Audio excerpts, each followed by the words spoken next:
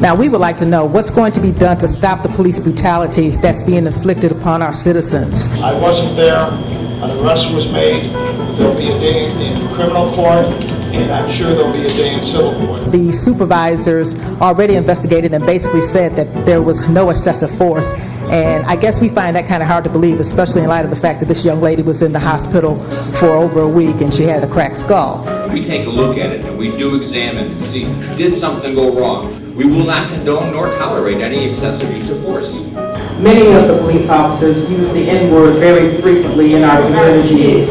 When our kids are on bicycles, when our kids are walking home from school, when our kids are walking to the store, and they're being called out their name, the N-word, by a police officer, I've got to ask you this. Why in the world would one of our kids want to grow up to be like the same person that's persecuting them? So the Niagara Falls Police Department do what they do because one reason: they are not held accountable. From Friday night until Sunday, when the young people come out, and a lot of them from Canada, a lot of them are underage. And the girls had their skirts on up to here, and the officers just sitting looking at them. And there is about 4 of them in the parking lot by the bank. And those kids, those young people, they come by with their cups, and I don't think is Pepsi in them. And they block the street. Nobody says nothing. We'll sit here, we're going to watch and see what the police do. They do nothing. They just out in the street, hands drunk, sloppy drunk, and stuff like that, and no officer says nothing. So I was telling my mother, I said, the minute you get a bunch of blacks down there, the police don't stop. What did I see last weekend? Bunch of blacks arrested from being over there. Y'all should be out somewhere checking some of these young cops, see how do they act. Because some of them do have an attitude, they do have a racist problem. But when you go down to court, who word you going to take? You're going to take the cops out word because you're going to say that we lied. I approached the city council and they approached the chief of police to start having dialogue so we could start developing an entertainment district that would cater to all cultures. It's an old problem. It's 20 years old because we did this in the 90s. Big lights shining in my car told me to shut up, get out my license, get out my registration. I was pulled over because I didn't use my turn signal. I was going with my wife to dinner. We were sitting there for a half an hour, never made it to dinner. No charges were filed against me. I didn't know what to do. I didn't know why I was being treated that way. It's not only the police department and your young officers, it's the personnel down in the police department. They are very disrespectful. You don't have anything to hide, do you? No, officer. I don't consent to any searches, sir. This could be one of the most important lines you may ever have to deliver in your entire life. Okay, why you should never talk to the police. Let me just spell it out for you. Let me make it plain to all of you. Number one, and this really ought to be good enough. Contrary to what you laymen instinctively and naturally suppose, it cannot help. There is no way it can help you.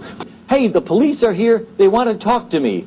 What should I do? Quote, any lawyer worth his salt will tell the suspect, his client, in no uncertain terms to make no statement to the police under any circumstances.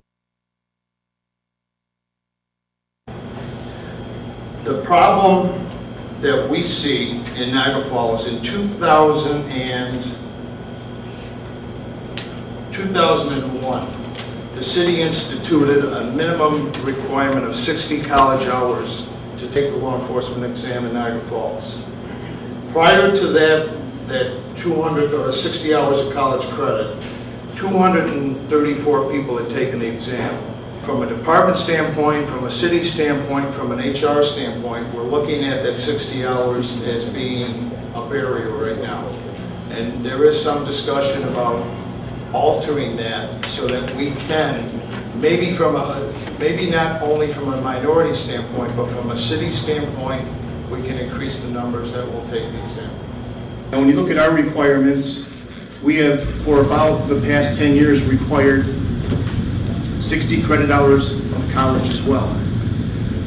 We also see that as a barrier. I don't think it's going to be changed. I don't know if it will be changed. There's many studies that show that the quality of police officer that you get improves with the number of credit hours that you require. I know my counterparts to my left here, the state police also require 60, and I believe they were looking to go higher. I know they're looking to a bachelor's degree, which would be 120 hours. I would like to thank you for being here. And I guess I really want to get to the meat of all of this as to why we are here.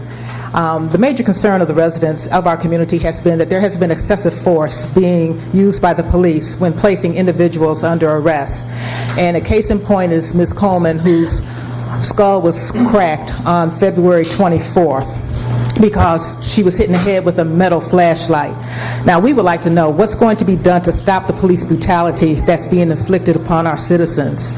And also, we would like to know, we know, and I believe that there was a complaint filed by Ms. Coleman. What's the status of that complaint? There was supposed to be an investigation. A couple of the supervisors already investigated and basically said that there was no excessive force. And I guess we find that kind of hard to believe, especially in light of the fact that this young lady was in the hospital for over a week and she had a cracked skull. So if you could, give us an update on this and tell us what can be done to quell the excessive force that's happening here in Niagara Falls. In this Quinta Coleman case, Renee, she never did come in and file a formal complaint with the police for excessive force. What her lawyer did was file a notice of claim, and we received that notice of claim, and we anticipate and expect a lawsuit. There has been no complaint, so there's been nothing to investigate from our end. I fully expect that not only through the criminal case, which I think has been postponed to September, I believe, and through the civil lawsuit, the incidents of that night will be fully exposed, and it's unfortunate it happened. I'm not going to rationalize that I can condone someone being hit in the head with a flashlight. I wasn't there. An arrest was made. There'll be a day in criminal court, and I'm sure there'll be a day in civil court. And that's unfortunately about as far as I can comment, because it is still being litigated criminally and it will be litigated civilly.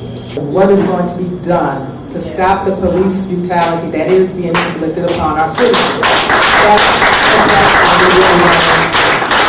Try to be as successful as I can with taking citizen complaints, and I'll continue to be aggressive with taking citizen complaints, and they will be investigated.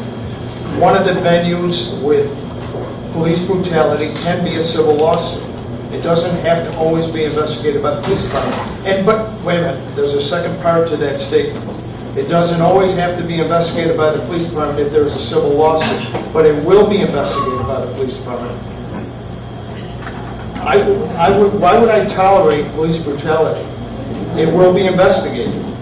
No, I mean, what are you doing with the officers in terms of training them, in terms of, some sort of community, relationship, working with the community?